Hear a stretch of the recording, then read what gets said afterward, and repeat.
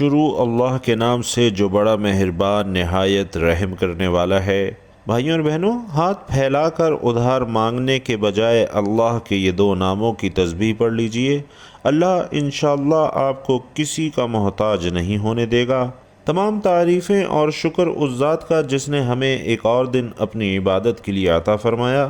آج کے اس عظیم دن میں اللہ رب العزت کا فضل حاصل کرنے کے لیے اور اس کا شکر ادا کرنے کے ساتھ ساتھ اس کی عبادت میں مشغول رہنا چاہیے۔ اس کی عبادت کرنے کے کئی طریقے ہیں۔ انسان دل میں اللہ کا ذکر کر کے بھی اس کی عبادت کر سکتا ہے،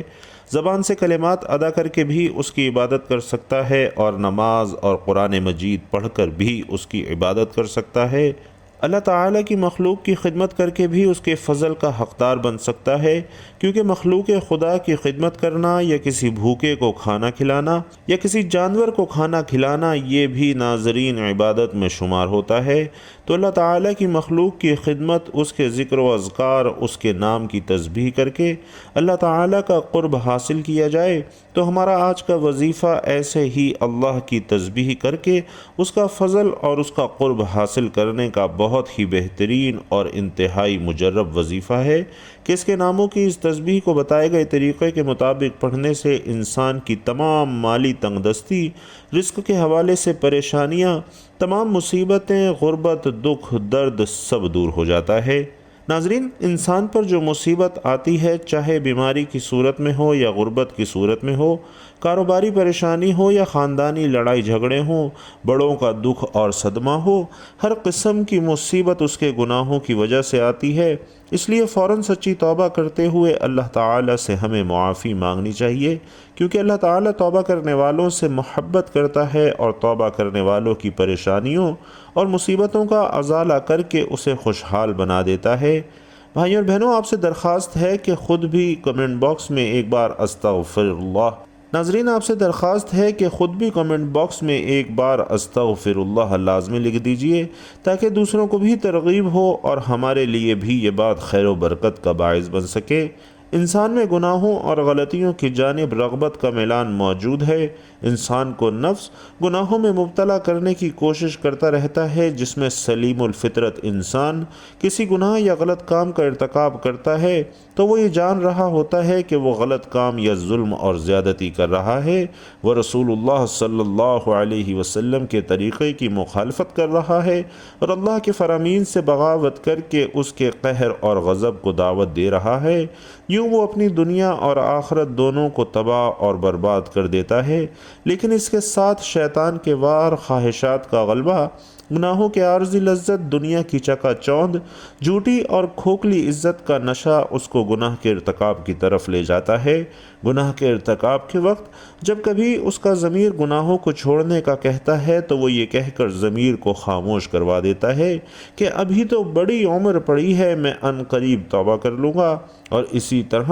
امیدوں اور خیالات سے دل کو بہلاوے میں رکھتا ہے اور گناہوں کی گہری دلدل میں دھنستا چلا جاتا ہے۔ در حقیقت گناہ انسان کے حق میں نہایت خطرناک ہے، اس سے دنیا اور آخرت دونوں برباد ہو جاتے ہیں، اور گناہ کا اثر ناظرین جسم میں زہر کی طرح سرایت کر جاتا ہے۔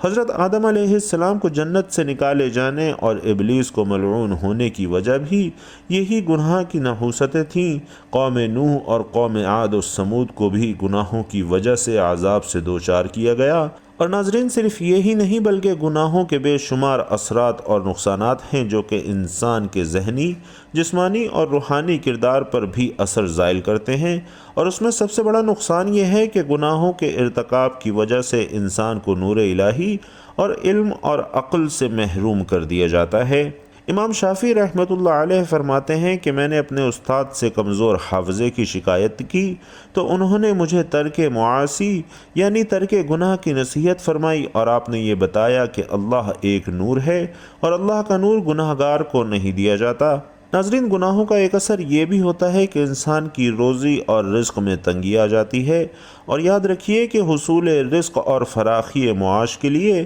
ترک گناہ سے بہتر کوئی چیز نہیں۔ اللہ رب العزت فرماتے ہیں کہ جو شخص اللہ سے ڈرتا ہے اور گناہوں سے باز آ جاتا ہے، اللہ اس کے لیے مشکلات سے بھی نکلنے کا راستہ پیدا کر دیتا ہے اور اسے ایسے رزق دے گا جہاں سے اس کا گمان بھی نہیں جاتا۔ انسان کے دل میں اللہ کی عظمت کم ہو جاتی ہے، تبھی تو انسان گناہ کرتا ہے، اور اگر گناہ کرنے میں کوئی آر محسوس نہ کرے تو دل پر پردہ پڑ جاتا ہے اور مہر لگ جاتی ہے۔ جب انسان اللہ کو بھول جاتا ہے تو اللہ انہیں برباد کر دیتا ہے اور ذلت اور رسوائی اس انسان کا مقدر ہو جاتی ہے۔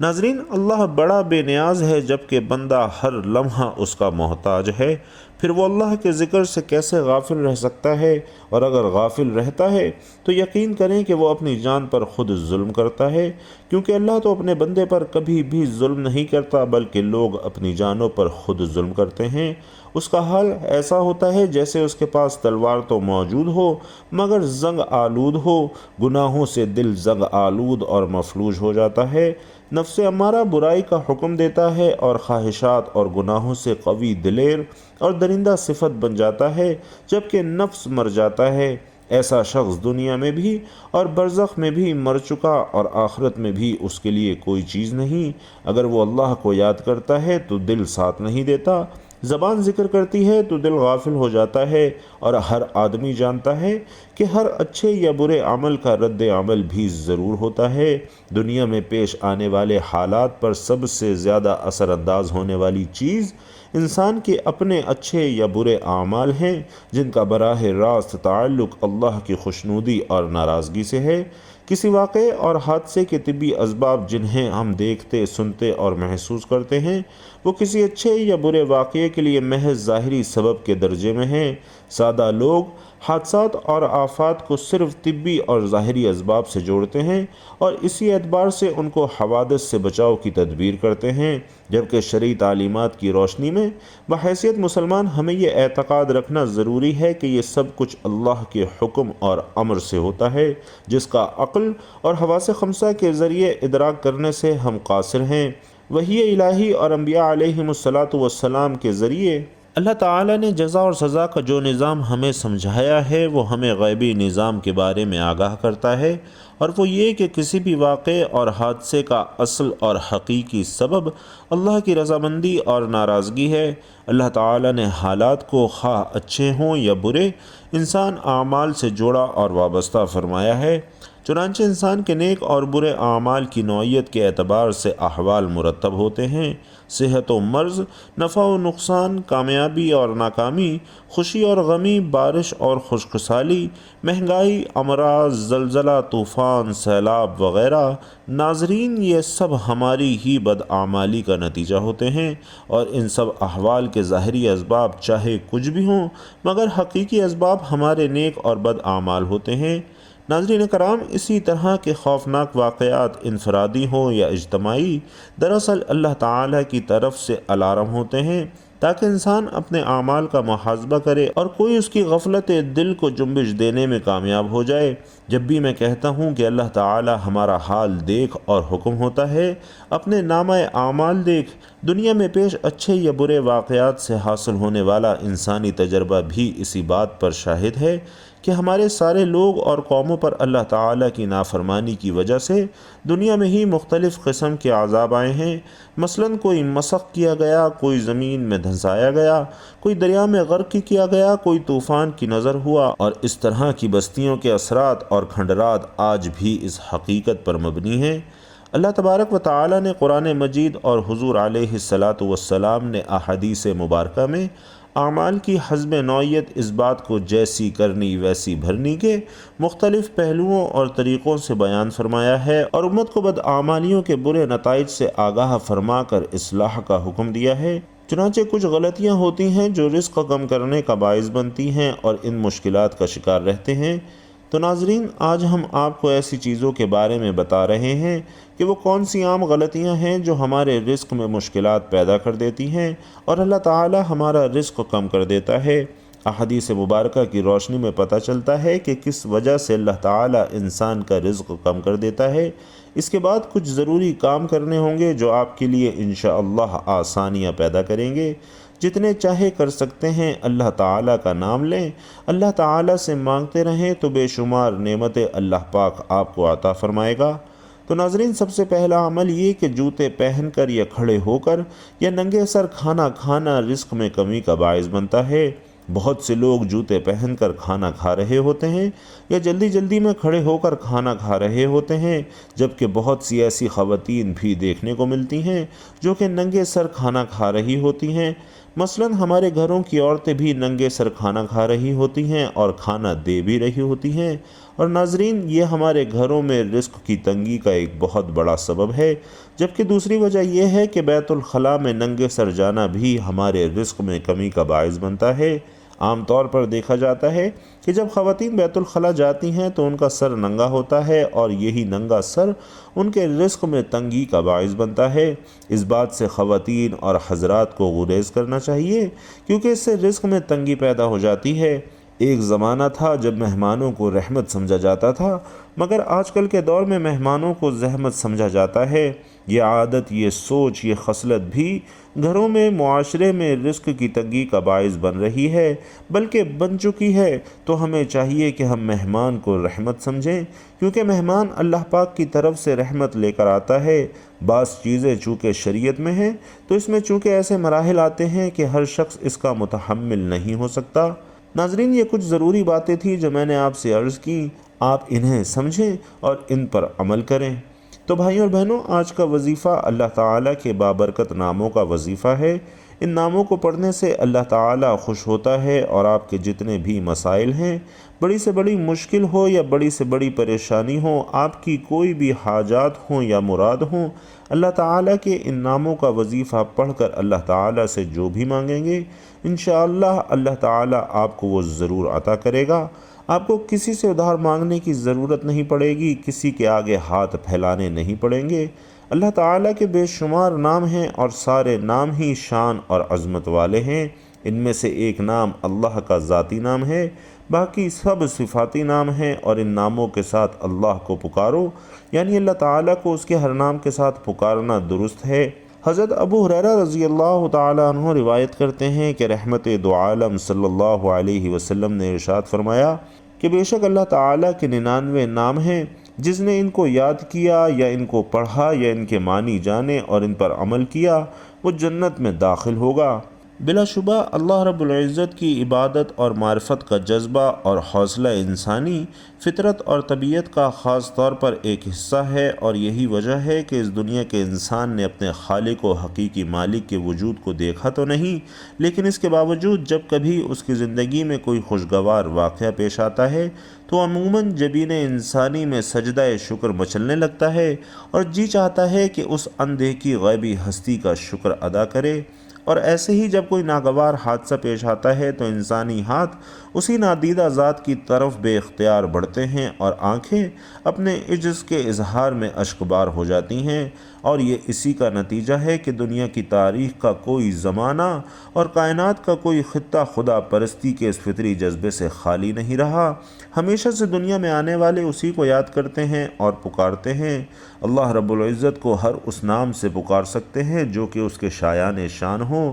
اللہ رب العزت کو ہر قوم اور مذہب کے لوگوں نے آج تک مختلف ناموں سے مانا اور پکارا ہے، مانتے اور پکارتے رہیں گے۔ اللہ رب العزت خود ارشاد فرماتے ہیں کہ آپ صلی اللہ علیہ وسلم کہہ دیجئے کہ اللہ کہہ کر پکارو یا رحمان کہہ کر یا جس نام سے بھی پکارو، سب اسی کے بہترین نام ہیں۔ آپ صلی اللہ علیہ وسلم کے رب کا نام بڑی برکت والا ہے، جو صاحب عظمت اور جلال اور صاحب انعام و اکرام ہے۔ سو اپنے رب عظیم کے نام کی تسبیح کیا کریں۔ اللہ ہی کی تسبیح کرتے ہیں جو بھی آسمانوں اور زمین میں ہے، اور وہی بڑی عزت والا، بڑی حکمت والا ہے۔ اسی کے لیے آسمان اور زمین کی بادشاہت ہے، وہی جلاتا اور مارتا ہے، اور وہی ہر چیز پر بڑا قادر ہے۔ وہی سب سے اول اور سب سے آخر ہے، اور اپنی قدرت کے اعتبار سے ظاہر اور اپنی ذات کے اعتبار سے پوشیدہ ہے، اور وہ ہر چیز کو خوب جاننے والا ہے۔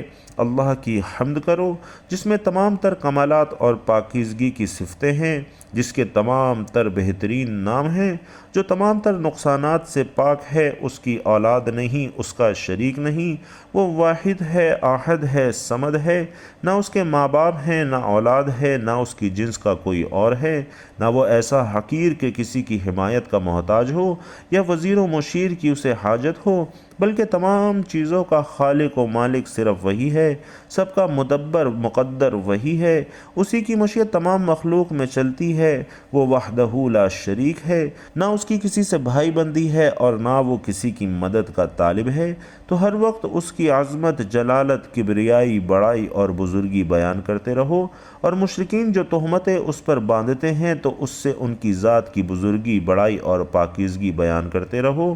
تو ناظرین جانتے ہیں کہ وظیفہ کیا ہے، آپ نے پڑھنا کیسے ہے۔ آپ کو جب جہاں جیسے وقت ملتا ہے باوضو مصلی پر بیٹھ کر آپ نے سب سے پہلے نبی کریم صلی اللہ علیہ وسلم کی ذات مبارکہ پر درود پاک پڑھنا ہے، اور درود پاک آپ کوئی سا بھی پڑھ سکتے ہیں، چاہے تو آسان اور مختصر سا درود صلی اللہ علیہ وآلہ وسلم پڑھ لیں، یا صلی اللہ علی محمد پڑھ لیں، یا پھر نماز والا درود یعنی درود ابراہیمی پڑھ لیں۔ اور چونکہ ناظرین درود ابراہیمی کی فضیلت سب سے زیادہ ہے، اور ہمارے پیارے آقا صلی اللہ علیہ وسلم بھی تمام درودوں میں درود ابراہیمی کو ہی سب سے زیادہ پسند فرماتے تھے،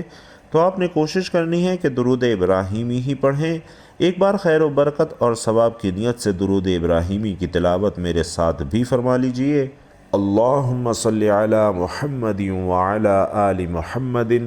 کما صلیت علی ابراہیم وعلی آل ابراہیم انک حمید مجید۔ اللہم بارک علی محمد وعلی آل محمد کما بارکت علی ابراہیم وعلی آل ابراہیم انک حمید مجید۔ تو درود پاک پڑھنے کے بعد آپ نے سب سے پہلے اپنے مقصد کی نیت کرنی ہے، اور جب آپ نیت کر لیں تو آپ نے ایک بار اعوذ باللہ من الشیطان الرجیم بسم اللہ الرحمن الرحیم پڑھ کر وظیفے کا آغاز کرنا ہے۔ اور ناظرین سب سے پہلے نمبر پر جو وظیفہ آپ نے پڑھنا ہے وہ وظیفہ ہے یا مسبب الاسباب کا۔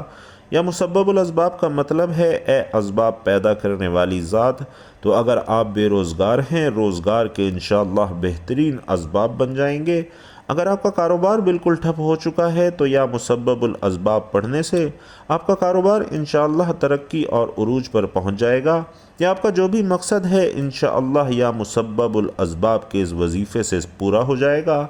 ناظرین یہ وظیفہ یا مسبب الاسباب آپ نے اپنے دائیں ہاتھ کی انگلیوں پر یا تسبیح کے دانوں پر 21 مرتبہ پڑھنا ہے، اور 21 مرتبہ یا مسبب الاسباب پڑھنے کے بعد آپ نے دوسرے نمبر پر جو وظیفہ پڑھنا ہے، اس وظیفے کو آپ نے اپنی زندگی میں بہت بار پڑھا ہوگا، بڑا ہی آسان سا اور چھوٹا سا وظیفہ ہے۔ اب آپ نے یا اللہ یا لطیفو کا وظیفہ کرنا ہے۔ یا اللہ رب کریم کا ذاتی نام ہے، یا لطیف رب کریم کا صفاتی نام ہے، اور جب آپ اللہ کو اس کے ذاتی اور صفاتی ناموں سے پکارتے ہیں تو ناظرین رب راضی ہو جاتا ہے، اور جب رب راضی ہو جاتا ہے تو میرا رب بہتر نہیں بلکہ بہترین سے نوازتا ہے، پھر میرا رب بن مانگے عطا فرماتا ہے۔ لفظ اللہ کی ایک زبردست خصوصیت یہ ہے کہ قرآن کریم میں لفظ اللہ تقریباً 2940 مرتبہ آیا ہے، حتیٰ کہ جمہور اہل علم نے تو لفظ اللہ ہی کو اسم اعظم قرار دیا ہے، اور حضرت شیخ عبد القادر جیلانی رحمۃ اللہ علیہ فرماتے ہیں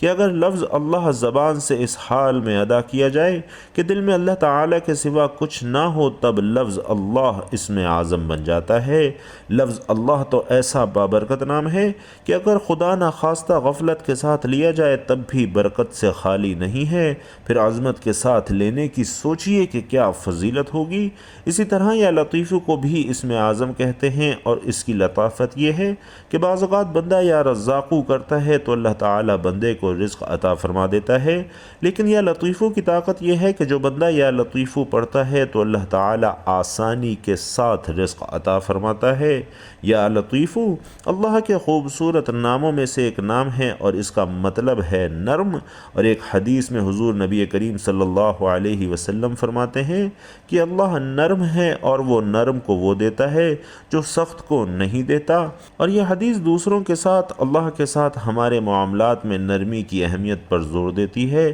وہ ہمیں یہ بھی یاد دلاتے ہیں کہ اللہ کی صفت ہمیں اپنی زندگی میں نرمی پیدا کرنے کے لیے تحریک اور انوائی کا ذریعہ ہے۔ تو ناظرین، بہت ہی مجرب اور آسان سا وظیفہ ہے، انتہائی طاقتور وظیفہ ہے۔ آپ نے دائیں ہاتھ کی انگلیوں پر یا تسبیح کے دانوں پر گن کر 100 مرتبہ پڑھنا ہے، یعنی آپ نے ان ناموں کی ایک تسبیح مکمل کرنی ہے۔ اور یاد رکھیے کہ یا اللہ یا لطیف اس طرح ملا کر پڑھیں گے تو یہ ایک شمار ہوگا، اور اس طرح سے آپ نے یہ 100 مرتبہ پڑھنا ہے۔ اور جب 100 مرتبہ اللہ تعالیٰ کے یہ 2 ناموں کی تسبیح پڑھ لیں تو اس کے بعد آخر میں آپ نے 33 مرتبہ استغفار پڑھنا ہے۔